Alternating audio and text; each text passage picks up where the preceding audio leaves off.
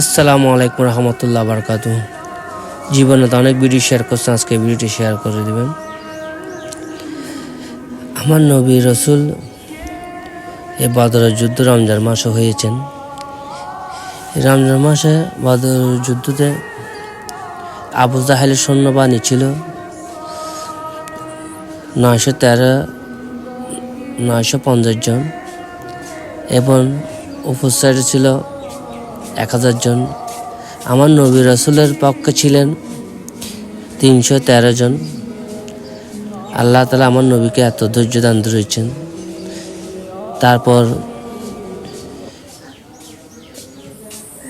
তার মাঝে দুইজন একসাথে ছোট ছোট বাচ্চারা, 2 ভাই আমার নবীর সাথে যুদ্ধতে যাওয়ার জন্য পাগল হয়ে গেছেন।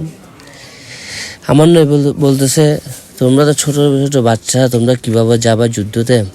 তোমরা তো পারবে না, তোমরা যাইতে হবে না। এরা বলতেছে, আমার নবী রসুল পাকের সাথে বদর যুদ্ধে যদি যাই, আল্লাহ তাআলা আমার জীবনে যা হয় তা হবে, সমস্যা নাই। তো নবী রসুল আল্লাহ সাল্লাম কী করবে, আর তাদের 2 ভাইকে একটা কুস্তি খেলা দেন, দোনোটা পাশ করার পর আমার নবী রসুল বলতেছেন, ঠিক আছে, তোমাদের যুদ্ধ কী দিয়ে করবা? তোমাদেরকে 2টা খেজুর গাছের ডাল ভাঙিয়ে দিলেন।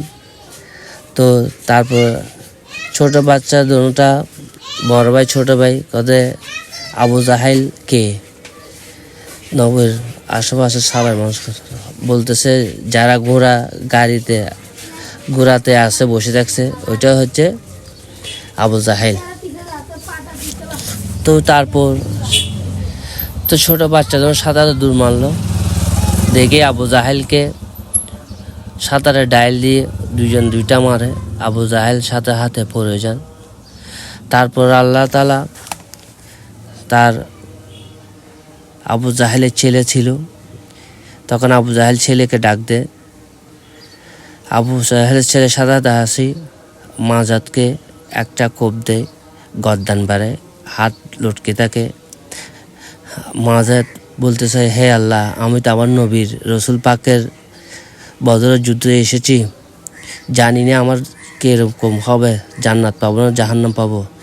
সাথে আল্লাহ তাআলা সাথে হাতে জিবরাইল আলাইহিস সালাম বলে দিয়েছেন, আমার মাজাত সাথে জান্নাত যাবে। তারপর আবু জাহেল সাথে দোজখ জ্বলতেছেন। আল্লাহ তাআলা দেখেন কেরামতি। তো তারপর আল্লাহ তাআলা আবু জাহেলকে আজীবন দোজখে দিলেন। যেখানে আমার আল্লাহ তাআলা আমার নবী রসুলকে কত ভালোবাসেন। আমার নবী রসুলকে আপনারা যদি মানেন, আল্লাহ তাআলা তাহলে আপনাদেরকে জান্নাতবাসী করবেন। এই রমজান মাসে রোজা রাখবেন, নামাজ পড়বেন। আলহামদুলিল্লাহ সবাইকে।